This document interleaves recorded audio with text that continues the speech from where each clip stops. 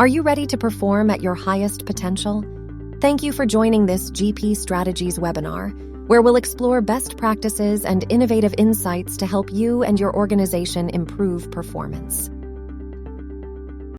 Without further ado, today I'd like to introduce our presenters for today, Paul and Chris.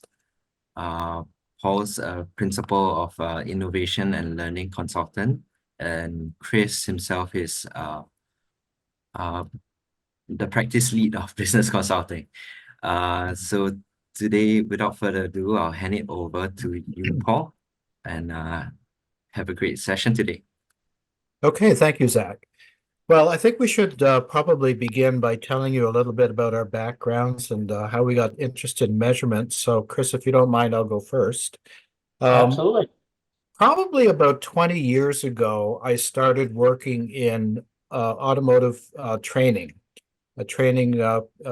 sales folks in the dealerships. And the company I was working for, it launched a new vehicle, a brand new vehicle in the sector, and the sales were really not as good as the company had hoped. And everybody turned to the training department and said that you didn't train people to sell this vehicle. And the training department knew that that wasn't true. But they also knew that they didn't have a good way to prove the value that they bring to the organization through their learning programs. So we got started working on various ways to measure the business effect of training. That was 20 years ago, and we're still doing it. So that's my background. Yeah, thank you, Paul. And hi, everybody. Chris Davis. I've been with GP Strategies now for about 26 years. And prior to that, I spent a number of years driving submarines in the United States Navy. And when you think about wanting to feel comfortable and confident that training is having an impact and it's enabling the learners to do what you need them to do, being confident that that's happening on a submarine is a pretty good place to become passionate about knowing that the learning investment is having the impact it wants. So that was sort of the seed of where I began to get interested not only in performance but in measurement. I've had the fortune of being able to use that throughout my career outside of the Navy, and working with folks like Paul and others inside of GP Strategies and through a number of different companies and industries across the world. So glad to be with you tonight or today and to talk with you about how we think about measurement. Right. So when we think about measurement, really, if we expand our minds a little bit, we measure a lot of things day to day. Here we have the image of a young boy being measured. And I wonder if you could just write in the chat, think for a moment about your day or maybe the past 2 or 3 days, and think of something that you've measured. Doesn't have to be related to work, but anything that you may have measured in the last day or two.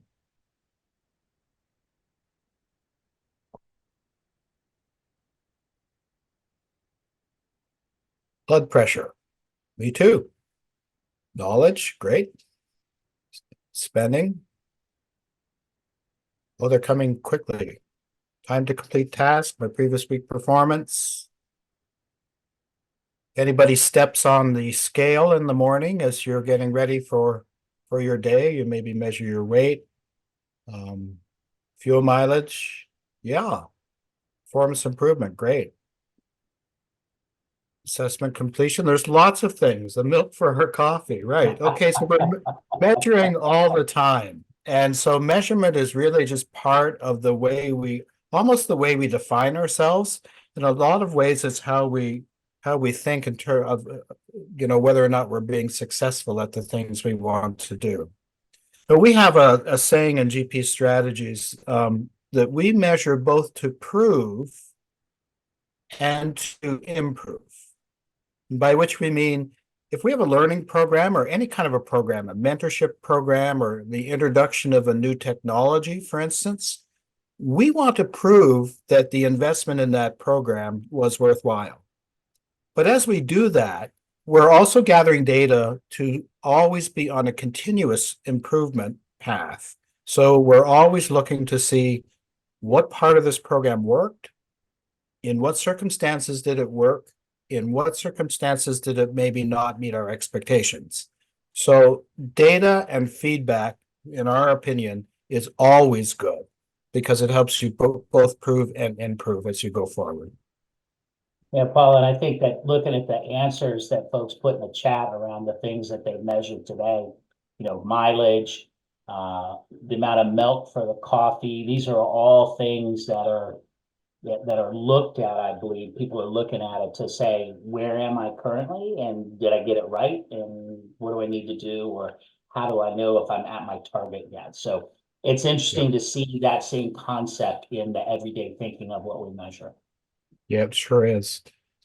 And when we think about the current state of learning measurement, some of you may be familiar with what you see here. There are pretty standard, I think, level 1 through 4 measurement framework. It's the Kirkpatrick framework.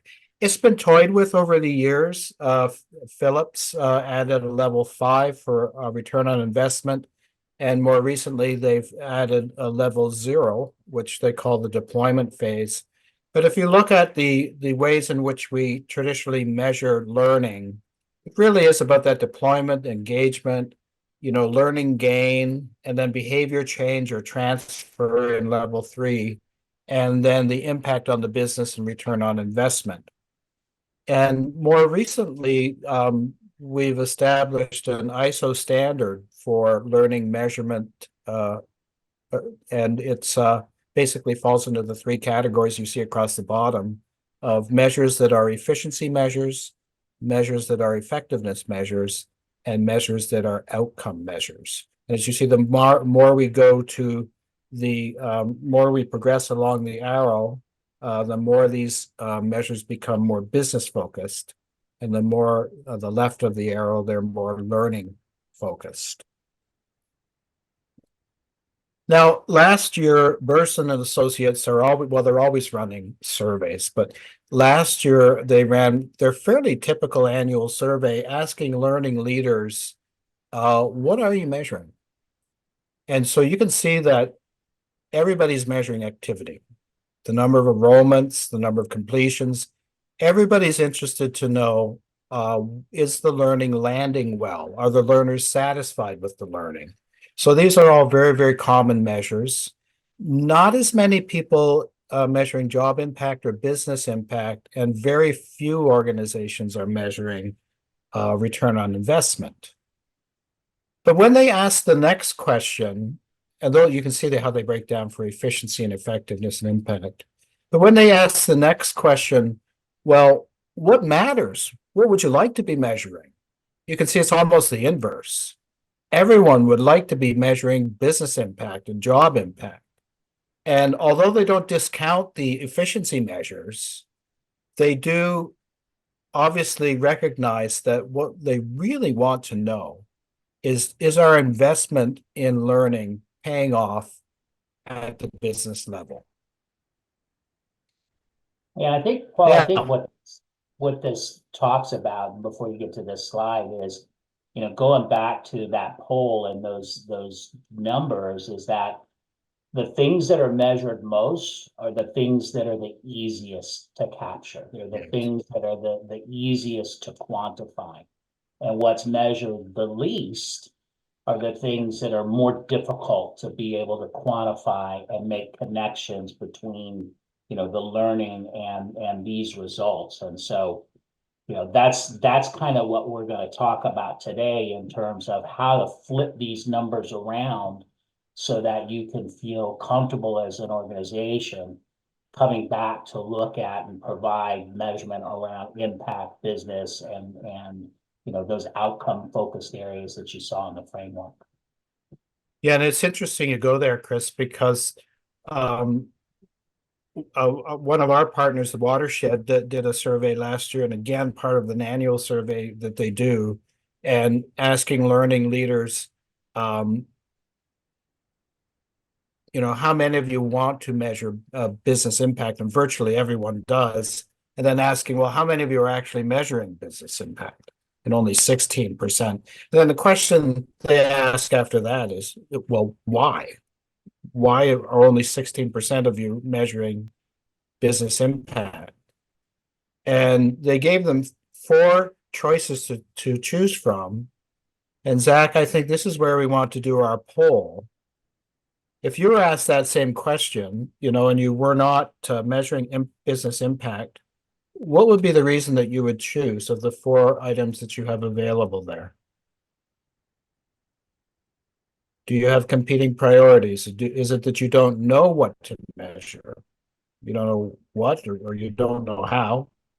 Or is it that you can't get your hands on the data? Or is it that no one's really asking you to measure business impact? Yeah, that's interesting as people are responding, Paul, that it looks as though they're being asked, right? The challenge is understanding how to do it. I like the way this is unfolding here. It's not inconsistent with what we hear a lot of the time when we're talking with folks out in the industry and customers in the industry. I see that no one is choosing, that no one is asking. So clearly there's appetite for measurement, Yep. right?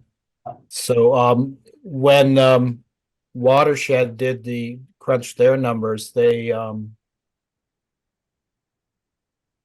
what they found was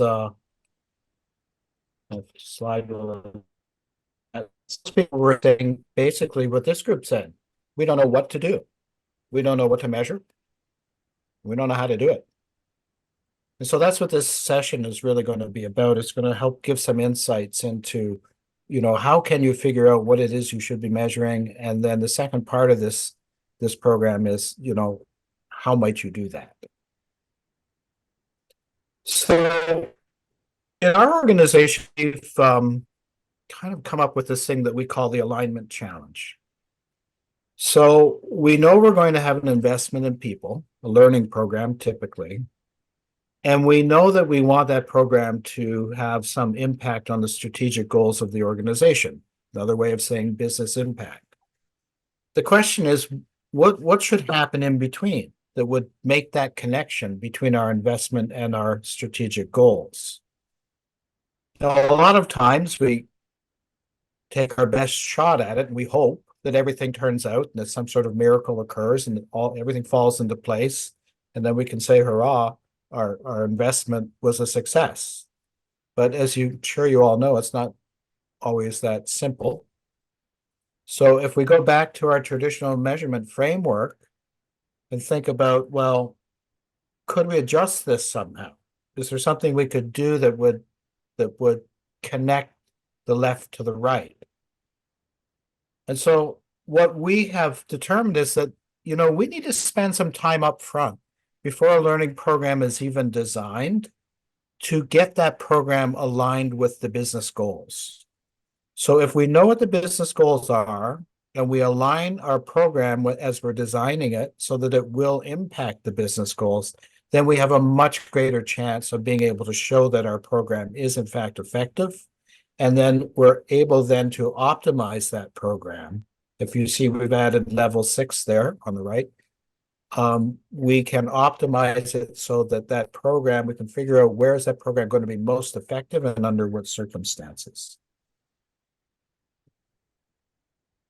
Yeah, so the real challenge here, right? Or it's how do you overcome the alignment challenge? I love the graphic that says in the middle, that's where the miracle happens, and it sort of happens in this cloud, and it's unknown how to get from here to there in a way that the business would believe and stand behind. And so we think about this in creating this connection between the investment on the left, whatever that training program is, whatever that intervention is, and showing that through a progression of connectors that it will lead to a positive impact on the strategic goals that it's intended.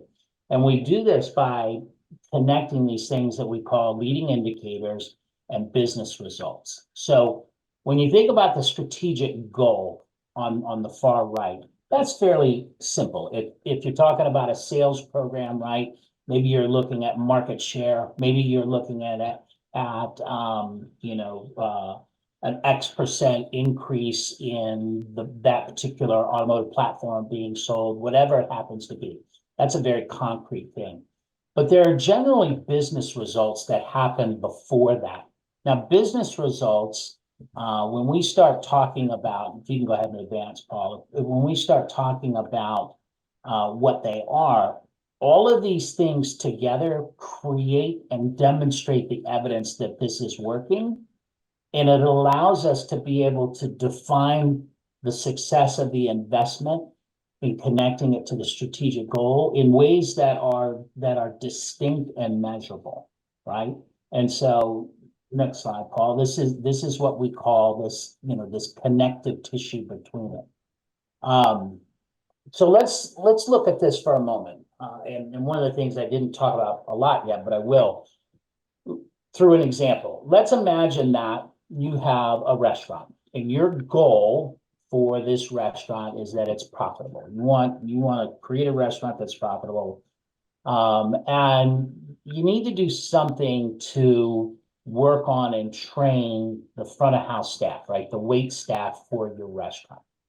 Got it. All right. Well, let's talk about how we do this first. So if we think about that strategic goal on the right being a profitable restaurant, and the investment on the left being the training that you want to invest into the front of house staff, we've got to create some connections in here that help us to understand. Now, business results in this sense are something that have a financial value. So in order for us to have a profitable restaurant, what are some of the business results that might lead to that for us? Well, the first might be that the front staff increases the average bill per table, right? There's a financial value for that. Maybe the average bill has been $50, $75, but if we could do something that gets them to increase that average bill to $75, $80, $90, $100 per table, that's going to lead to a more profitable restaurant. The other thing that might lead to a more profitable restaurant that is measurable in terms of financial terms is the number of tables that are served in a day. If we can serve more tables in a day, then given the same amount of cost associated with this, okay, we can drive a more profitable restaurant. Well, let's look backwards from here and look at these leading indicators, which are really an evidence of something to come. So for us to increase the average bill rate or bill at a table, right, there's a couple of things that can happen. One, the wait staff could encourage and suggest and make recommendations around various drink orders, whether it's wine pairings with the meal or drinks that are ordered with the meal. So if the number of drinks and beverages goes up, typically that drives a higher bill for the table. The second way that you could drive a higher bill for the table is positioning and selling more of the high value meals that are on the menu, right? Let's go for the steak, not the salad. Do something that helps to encourage the customer to buy those higher value meals. Well, how does the front staff affect the number of tables served in a day? Well, the average table turn time, right? How quickly can they get those customers in, the meal ordered, they're eaten, the dessert's served, the table, they pay the check, out they go, it gets turned over and it can handle another set of customers. If they can decrease the time it takes to turn a table like that, then they can serve more tables in a day. So all of these things are leading indicators that the wait staff can truly impact that, if done, may lead to a more profitable restaurant. So if we think about it now from the left side and we say we build a training plan or program for the front of house staff, we might want to train them on the ways that they could increase the number of drinks that are ordered at a table They can increase position, increase the sale of the higher value meals off the menu, and that they can more quickly turn the tables around so that the average bill for the table goes up. They're able to serve more tables throughout the day. And collectively, this all leads to a more profitable restaurant. So here you see a connection, right? We call this the causal chain between the investments you're making in training the staff and all of the things that they can impact that will lead to a business result that ultimately impact the strategic goal. So that's a pretty simplistic example, right? But this is what we're talking about, this causal chain of evidence. And if we were to take this and put it into what we call a measurement map format, it might look something like this. And now this is something that, from a training perspective, the L&D team, the department, they could build a program that helps enable this wait staff to be able to produce these leading indicators, drive these business results, and ultimately lead to the strategic goal that's there. Let's talk about a different example here. And this is one that is a little more targeted. And if you just think we've got the Olympics coming up here soon, everybody's going to be thinking about gold medals. So let's talk about a swimmer and what it might take to win a gold medal. So if we think about the business result in this case, and let's imagine that the swimmer is looking to participate in each of these events. The 200-meter freestyle, the butterfly, the 400 medley, 100-meter medley. The last Olympic go-around, if you had a score or a time in the 200-meter freestyle that was less than 145, that would have won you a gold medal. Less than 156 in the 200-meter, and so on, so on, so on. So from a business result perspective, while it's not financial, this is a very concrete result that says, if I can get a score, a time less than these numbers, then I can win an Olympic gold medal. Got it. Well, what do I have to be able to do in order to achieve these results in my swim times? All right. So if we start looking back to the left, we know that through our training regimen and whatnot, that we have to have a certain number of breaths that we take within every given lap, right? Lap 1, lap 2, lap 3, and so on. That helps us moderate the amount of time that our head is out of the water, and make sure that we're streamlined and efficient as we're swimming. Got it. We've got to get our strokes per lap to a certain number so that we are the most efficient. And then we have to get down our takeoff time from touch to make sure that that number gets to where it needs to be. Well, okay, what do we need to do to drive those indicators? Well, for me to get right into the right zone of breaths per lap, I need to have a working heart rate that's at a certain level. And my body fat percentage needs to be at a certain percentage or lower. And my weight has to be at a certain level, because all of those affect my streamlinedness and my efficiency in through the water, the ability to breathe, my lung capacity, and so forth. And then my reaction time. I've got to work on my reaction time to be able to get off the blocks quickly, from when the touch is made or the gun goes off and the race starts. Okay, well, what are some of the things that have to be done for me to be able to affect these indicators? Well, for my working heart rate, my body percent fat, weight, I've got to make sure that I have the right daily caloric intake to feed muscle growth, to feed good nutrition.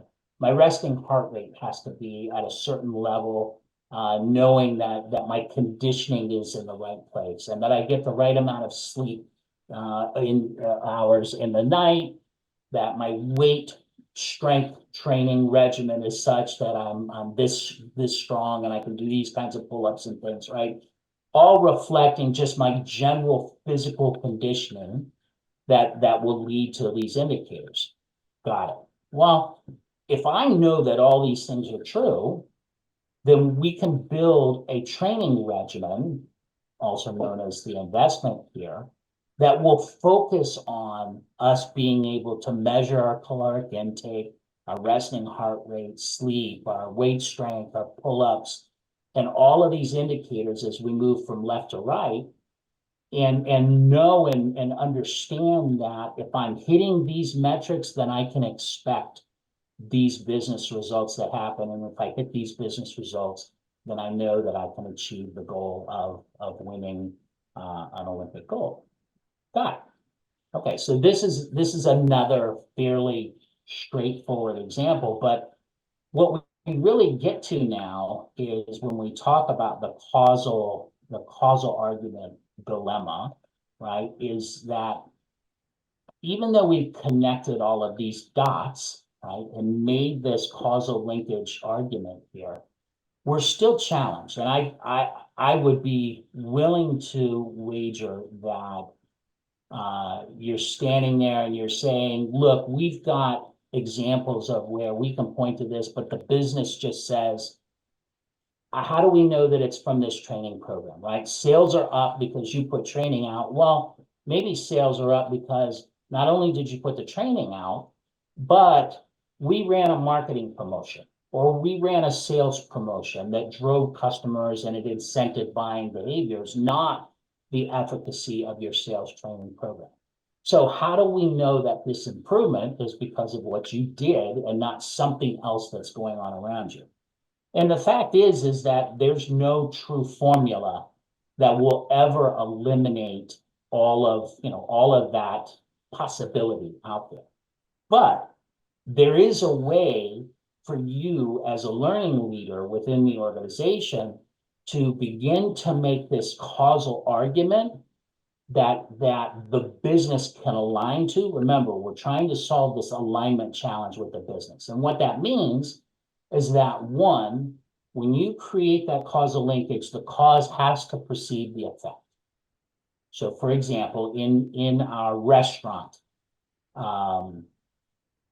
example, the bill per table, right? You can't have the bill per table go up and none of those things that we talked about happen. If that's the case, then whatever we did on the training side didn't really have an effect. The fact that they can now position drinks better, they can make better wine pairings, which sells more bottles of wine, which helps drive the increase in the bill. That's the cause preceding the effect. There has to be a correlation between the two, right? Think of it as the reasonable test that says, yes, this cause can reasonably impact this result that we're talking about.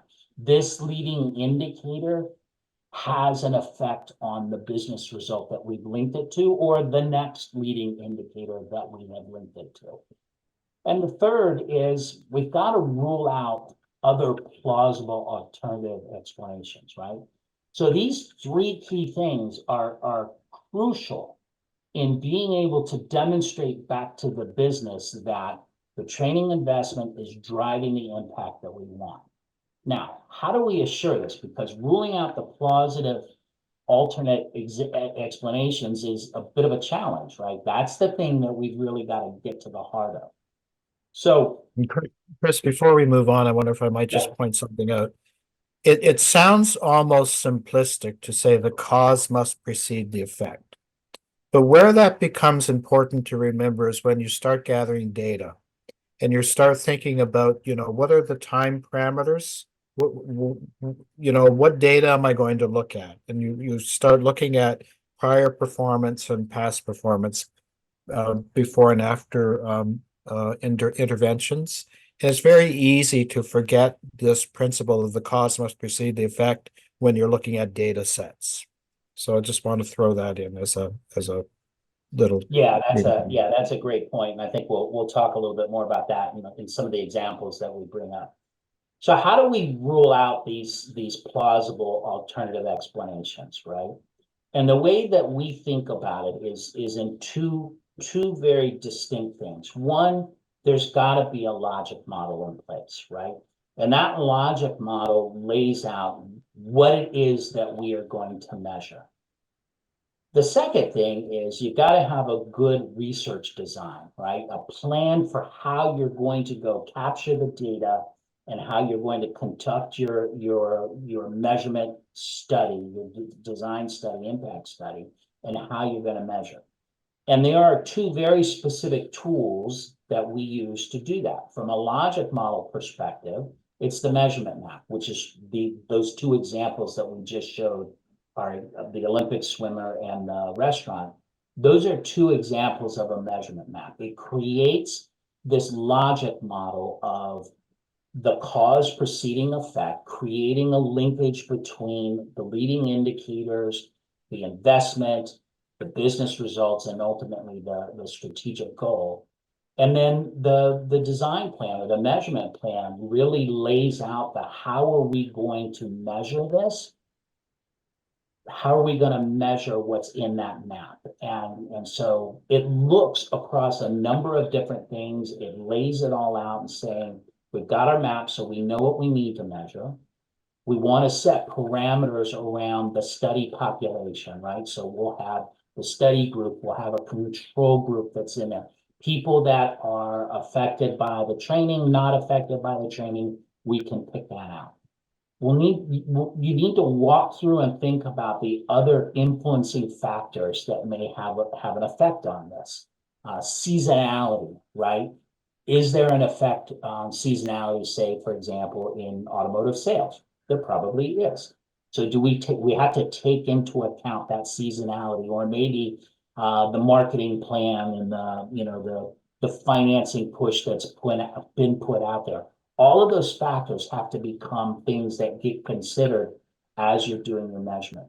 Setting time parameters for how long we're going to measure it, how regularly we're going to measure it, and then the specific data requirements that come out of this measurement map, right? Each one of those indicators and business results were metrics that are definable, they're quantifiable, and you have to lay out an understanding of, do we know what each one of these measurements are, what these metrics are? Do we have access to the data? How regularly can we get it? Do we have confidence in the data that we're pulling from it? And what's, how do we apply that over the study population? How do we account for the influencing factors and so forth? And then what's the analysis method we're going to use to take a look at all of this data so that we can draw the insights that we need to be able to come back to that map and say, yes, this is working. We're proving that the learning investment is driving an impact. And down the road, we can also improve the learning investment because maybe we aren't seeing the changes in those indicators and results the way we were anticipating. And so something has to be done. And you can draw insights out of this plan based on the analysis methods that you use to dig into that. I want to point out that when we did the poll earlier, and the most common answer was, I don't know what to measure and I don't know how to measure. And these two tools that we're introducing to you, the measurement map and the measurement plan, they answer that question. And we're going to show you now in a case study. It's an automotive sales training case study, how we identified what to measure, and then how we identified how we're going to measure it. Now, this is a North American automotive company. They have in dealership product trainers. The trainers work for the automotive company, and they travel around to the dealerships and they gather the sales consultants around, as you see in the top picture there, and they were product trainers. Their job was to make sure everyone in the store understood the new products and its features and where it was superior to the competition and so forth.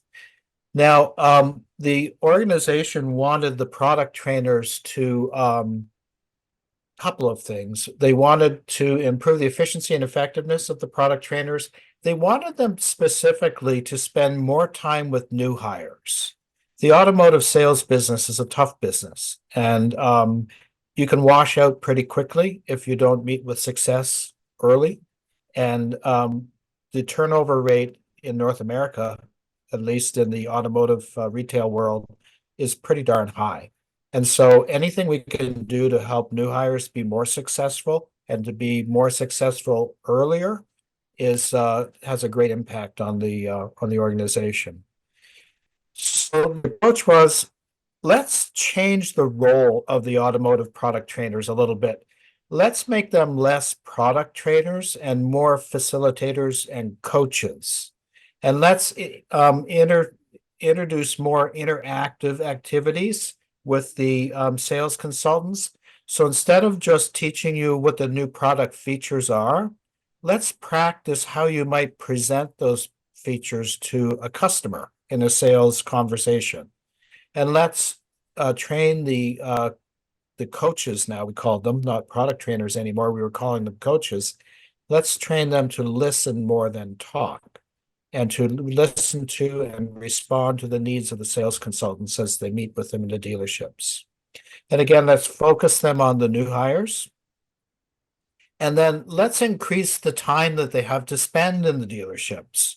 So let's have a look at their travel schedules and see what their route is, and see how we have their dealerships assigned to them, and see if we can't realign the territories a little bit and focus on the larger dealers so that we're getting in front of more sales consultants, and then see what impact this can have on the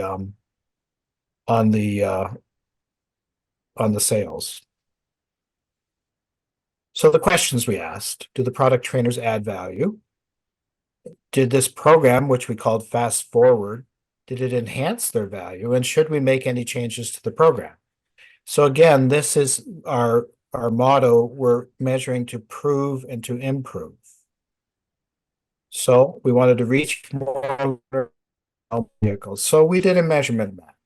We sat down with the key stakeholders, and we identified some strategic goals, business results, and leading indicators. Now, the strategic goal was pretty simple: increase sales and market share. And so what do we need to do that? Well, the business results, again, were fairly simple. New vehicle sales per consultant, we wanted to measure those, and we were hoping to see an increase. And then new hire turnover, we can measure that. We're always measuring that. And we would like to see the turnover numbers decrease.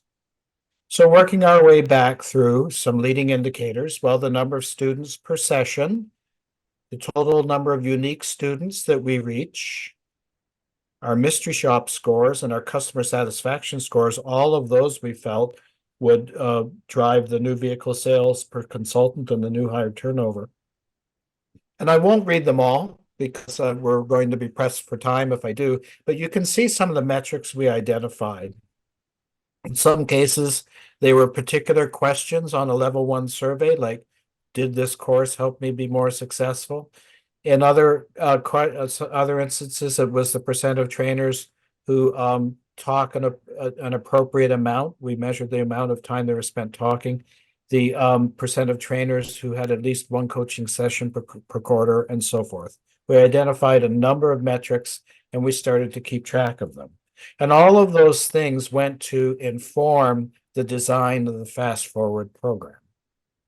And I want to add something here, Paul, if I may, kind of go before you shift. Going to Derek's question, which is, Kirkpatrick has been around for so long.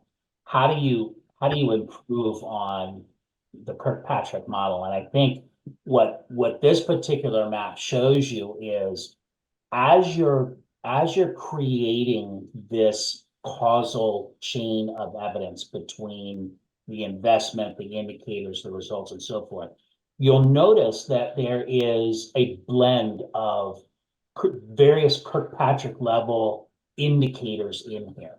So there are some level 0, just plain old learning utilization numbers in here. There's some plain old satisfaction metrics in here, but there's also, you begin to see application metrics, level, behavior change metrics showing up, as well as the business impact metrics. And most maps, when you start from left and work your way to the right, or actually when you're creating it, you kind of create from the right and go to the left, you tend to hit all of those different levels of measurement from Kirkpatrick and that framework that Paul showed earlier. So know that it's embedded in there, and it just comes out in the way that you dig into, making that causal argument, which is, the cause precedes the effect, right? There's a correlation between these, and typically when you start looking at that correlation, that's where you go from utilization to satisfaction to behavior shift and change, and then business impact. Yeah. And we really like to talk about this as a logic chain from left to right. And the whole point being that it makes sense. If we do this, then it should result in that all the way through. I have a great affinity for the Kirkpatrick model because the Kirkpatrick model and I were the same age. So, which is a good argument for the need for a new model. But as we established those metrics on measurement map, the next thing to do then was to establish some regular reporting. And so we set up dashboards where not only could the owners of the program see how we were progressing, but the coaches themselves who go into the dealership, they could look at their personal dashboards, and then they could look at dashboards in the aggregate, and they could see if they were having an effect. And the great thing is that we're measuring not just business results, which tend to be lagging indicators, and it takes some time for our efforts to show up there, but we're measuring leading indicators. And very often we can get some pretty darn quick results on our efforts there. So we set up dashboards, we're watching it, monitoring it as we go. And here's some of the stuff we discovered. All the way over on the left, 5 months before the first training, when a new hire is hired into the dealership, very often they meet with success very early. Why? Their parents come and buy a car. Their aunt comes and buys a car. Their friend comes and buys a car. Everybody all of a sudden realizes, oh, this person's in the car business, we should go and help them out buy a vehicle. Unless you have a whole lot of friends and family, that starts to taper off. And this is where it gets difficult in the United States, at least, for sales consultants who are new hires. It gets hard for them to hold on because their initial success, it begins to wane. But then when they finally get some training, they do get a boost. So they do begin to see some increase in their monthly sales, and it's modest. Less than 1 unit per month, but they do get a boost from training. This is before the Fast Forward program was put into play. After Fast Forward, well, of course, Fast Forward is part of the training, so prior to training, you wouldn't expect to see any real difference, and we don't. But immediately, within a month of having received the Fast Forward training, where the product trainers came into the dealership as coaches more than product trainers, we began to see within a month an increase from 0.7 units per month to 1.3 units per month. And over time, because the coaches come each month to the dealership, over time we begin to see that boost even more to 2.4 vehicles per month. So Fast Forward certainly seemed to be making a difference to sales. Now, when you make a difference to sales, you invariably make a difference to retention. Because if I'm not selling anything, I can't afford to stay in this job. I have to leave and find a living elsewhere. But if I'm meeting with success and I am selling vehicles, I can stay and make a career here. So what we found is that as sales volume increases, so does sales retention. As we see here, 5 vehicles per month, 8 vehicles per month, a big jump, 12 percentage point improvement in 6-month retention. That's worth a lot of money to an automobile organization across all its dealerships. Now, another thing we were trying to do, as you recall, we were reorganizing the schedules and reorganizing the regional assignments, trying to get in front of more consultants sooner, going to the larger dealerships. Before Fast Forward, we were hitting 58% of our consultants in the first 3 months. After Fast Forward, we were hitting 80% in the first 3 months. So it had a big impact on our exposure to the consultants themselves. So again, back to our model, we measure to prove and to improve. So to prove, well, we proved that in dealership training with Fast Forward, it drives even greater sales results. And Fast Forward really helped us in a big way get to more new hires sooner. That was critical. And in terms of improving, what we found is that we're reaching new hires sooner in their career. And that was great for them personally. It was great for their dealerships and it was great for the OEM. And then we were providing easy access for trainers so that they could see which dealers have new hires. So part of our program and part of our dashboard approach was to allow our trainers, coaches to see what was happening in the dealerships where they were working and to pick and choose where they could go and where their efforts would be most richly rewarded. So Paul, you started off this case study walking through the measurement map and then, got to the results part of it. So clearly there was a plan in there, a measurement plan as well. Can you talk a little bit about how involving the business in the creation of the map and the plan allowed them to feel confident that the results that you just demonstrated were attributable to the training investment? Yeah, well, a lot of it really is, Chris, that logical connection that we make. When you sit down with the stakeholders of the program and we typically take about a half day and do a workshop together with all the stakeholders. And we really lean in on what's important to you in the business and what are the business metrics that are key for you. And then we work our way backwards from those strategic goals through those business results. And then we start talking about the behaviors that you want to see in your coaches. And then the indicators that, the program would be taking effect. When they're involved in that, they're building it themselves. This is not something we build and then present to them. They're rolling up their sleeves and they're building it themselves. And they're the ones who are saying, there's a logical connection here. If we have an increase in the number of new hires that we get in front of, then that should result in, and then they start working their way through.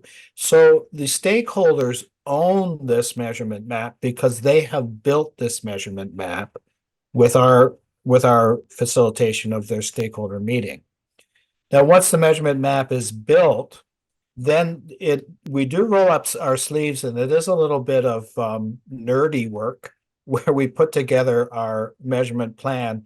And the thing that is kind of maybe most akin to would be maybe a drug trial in the pharmaceutical business, where you develop a drug and then you want to try, you get to the point where you're doing human trials, and then there are a lot of variables involved. Will this drug have the same effect on men and women? Will this drug have the same effect if you're a smoker versus a non-smoker? What if you're overweight? What if you're underweight? What if you're taking combinations of other drugs as well? So you have to identify all the various variables, and you have to control for them in ways in your measurement plan so that you can be reasonably sure that the measures that you're taking are measures that are not going to be interfered with by other variables, and that you can see that there is a logical connection from your training program to your business results. And really the point about measurement is what we're trying to do is reduce the level of uncertainty. When you design a program, it's very uncertain. It's that cloud, that miracle cloud in between, your program and your strategic results. And all we're trying to do is reduce the level of uncertainty. We may never get to the point where we can say absolutely beyond a shadow of a doubt, this caused that. But all we can do is work toward a greater and greater level of certainty to the point where people say, it makes sense. It makes sense. I mean, it clearly your program was successful.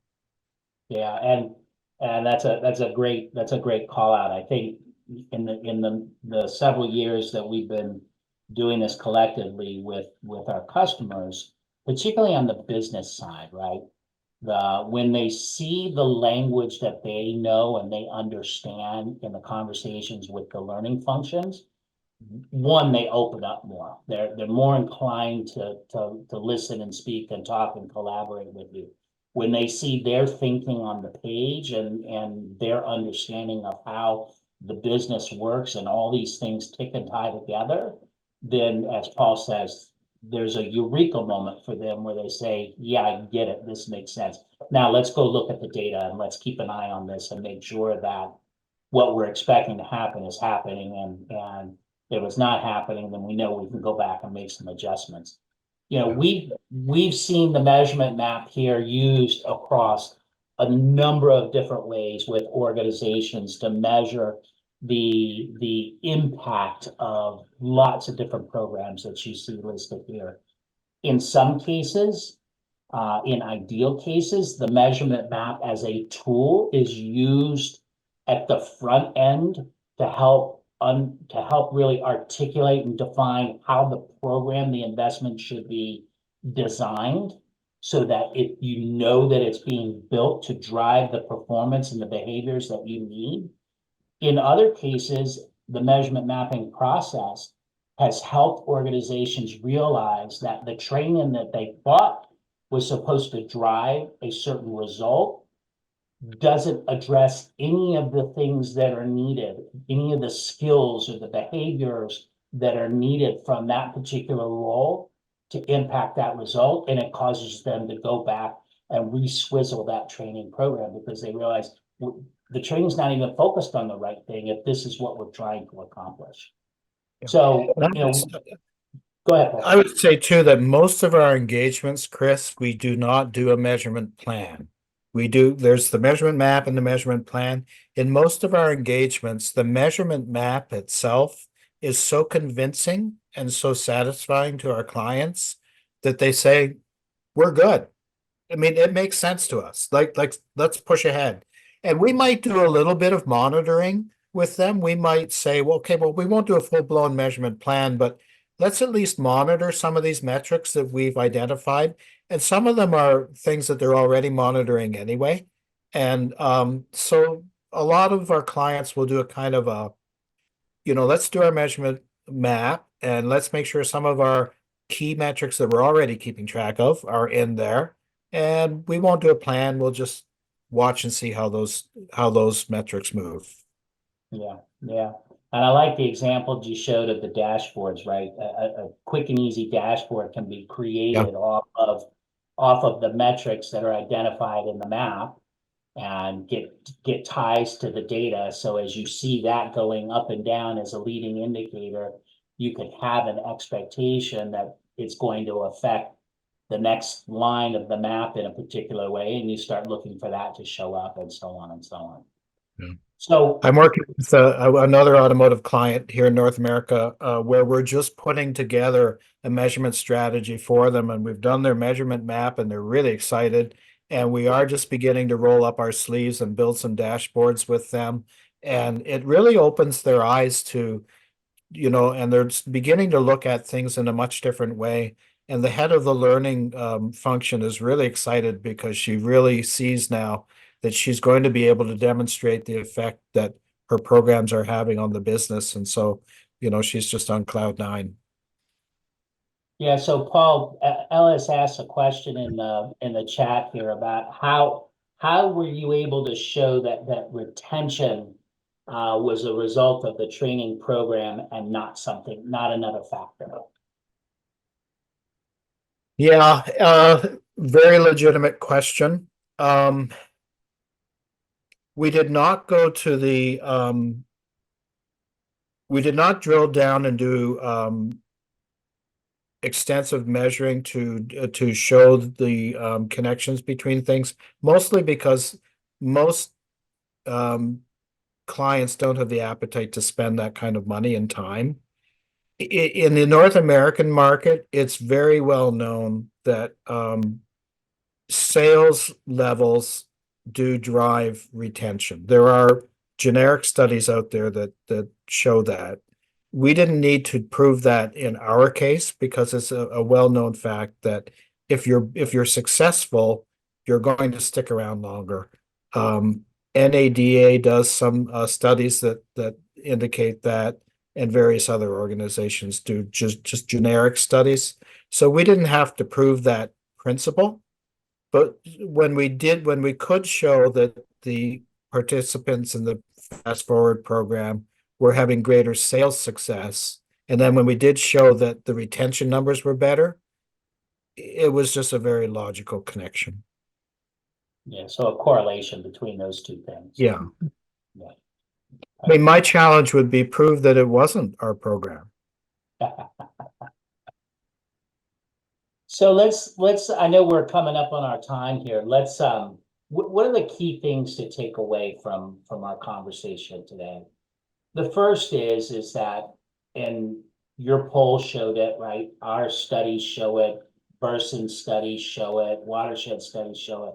Most organizations struggle to really get beyond just the basics of measurement, right? Knowing how many people are taking a particular course, what are the satisfaction ratings and so forth. Got it. Measuring the things that are easy to measure and easy to capture. The second is, if you want to drive further and you want to be able to address and demonstrate the business impact, then making sure that the investment is aligned to the business goals is critical in demonstrating that. It's critical in getting the business to help architect that connection and that alignment, so that they with you have that moment where they say, yes, I get it. All of these things make sense, and I believe your causal argument. The third is that in order to do that, a tool like the measurement map is the useful way. We think it's the best way to illustrate this alignment. And the process that you go through to create the map is really where you get the understanding and the buy-in from all the stakeholders to believe in those connections that you've made. Fourth, the logic model is critical, right? As we talked about, being able to show that progression, that it's logical, that the cause precedes the effect, that there's correlation between those things. That's very important. And then putting together a plan when you want to get deep into the actual capture of data, eliminating all those other factors is important as well. So number 3 and number 4 are the tools that help you do that. And then 5, know that this approach enables you to be able to measure, to prove the impact that you're seeking, that you believe this investment is going to make, and to improve along the way as you see either metrics, indicators going in a different direction or not, but to make sure that you have this iterative way to keep your fingers on the pulse and improve the program as it progresses through. So I know that kind of bumps us up. We've got time for some questions. I think we've answered everything that's come up in the chat. If there's anything else, Zach? Yep. Right now there is no other questions right now, but maybe you can leave it for a minute or two if anyone else has any questions for the presenters. Yeah, we're happy to do that. If anybody has anything that they wanna ask, or as you go away and you get the recording, if this brings up some questions or some thoughts that you'd like to talk with us about, by all means, our contact information will be available, and you can reach out to us. Otherwise, yes, thanks, Chris and Paul, for the session today. Always interesting to hear more about measurement. Anytime.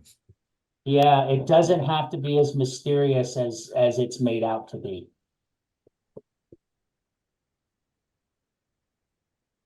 Thank you, everybody. We really appreciate it. Thank you. This webinar was brought to you by GP Strategies. Together, we help organizations transform through their people. You can access more webinars or download additional resources by visiting the GP Strategies Resource Library. The link is on your screen and in the description.